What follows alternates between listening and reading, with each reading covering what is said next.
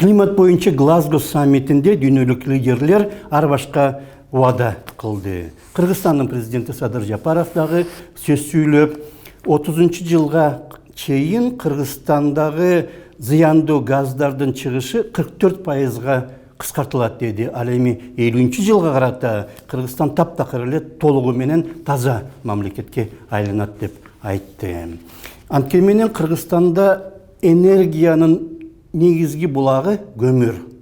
Анткени нефти жок, газ жок. Ошондуктан кээ бир эксперттер айтып атат, Бишкек менен Оштогу 2 ТЭЦти жоюп, Кара Кечеде көмүрдө иштеген электростанция куруш керек деп. Анын кубаттуулугу ар бир ГЭСтен, Бишкектеги жана Оштогу ТЭЦке караганда 3-4 эсе күчтүү болот. Күн менен шамал энергиясы дагы эч кандай атаандаштык кыла албайт экен. Мини-ГЭСтер дагы, анткени өлкөдөгү ар бир дарыяга мини-ГЭС курса дагы, алар чыгарган жалпы энергия болгону 1 миллиард киловатт-саат болот экен жылына. Бишкектеги ТЭЦ болсо андан чоң, жалгыз эле бир ТЭЦ. Ошондуктан бүткүл дүйнө көмүрдөн баш тартып атса, Кыргызстан көмүрсүз жашай албайт экенбиз.